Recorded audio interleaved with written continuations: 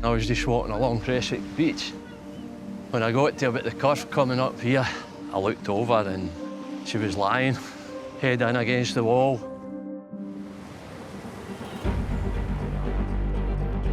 She wanted to come back to Sweden. Then this terrible phone call, Annie had been found dead.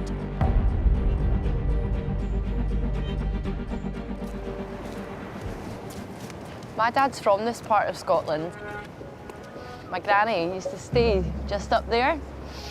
I've got tons of happy memories here.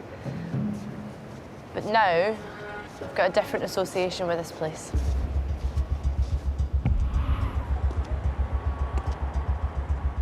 Annie didn't feel lonely, even if she was alone. She was independent, she was strong.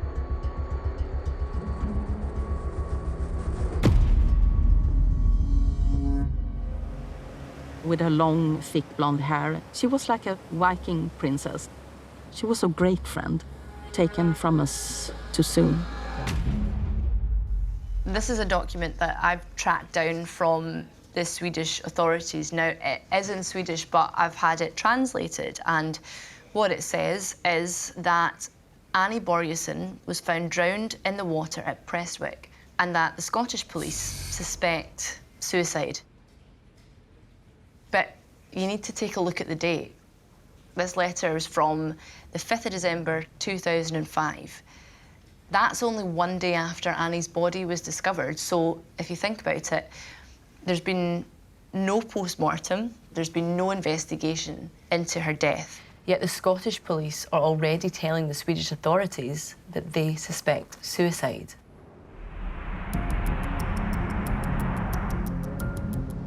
When the Scottish police said suicide, it was a devastating time.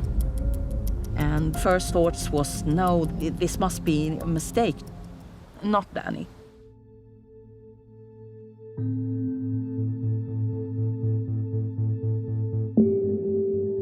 Utan det var ju när vi öppnade kistan. Jag kan ju se och minnas det här med att jag tänkte, nej men där är ju märke utav fingrar runt halsen. 2 märken så, de kan jag minnas så väldigt tydligt. It looked like someone had pressed their thumbs standing in front of Annie and with matching finger bruisings on her back, like someone had grabbed her around the throat. Så hon hade många blåmärken över kroppen. Blåmärken efter någon hade slagit eller hon har slagit emot. All these are not mentioned in the Scottish autopsy.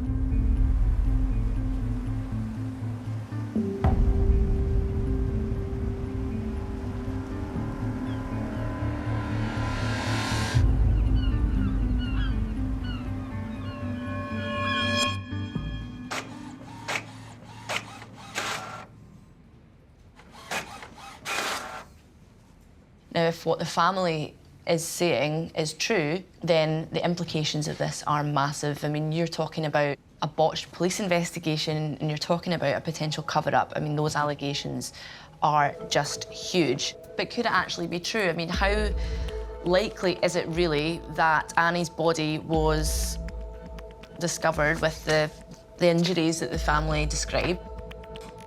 Could they be mistaken? Well, I've dug a little deeper, and I've found evidence that on her way back home to Sweden, Annie's body was handled by another undertaker in London. I've got my hands on this letter from the person who picked Annie's body up. The deceased was collected from the hospital mortuary and her condition was extremely poor. In respect to her bruises, I can verify that she did have significant bruising to her body, which, for reasons I cannot explain, I believe were not included in the autopsy report. I find this to be quite unusual, considering the circumstances of her death.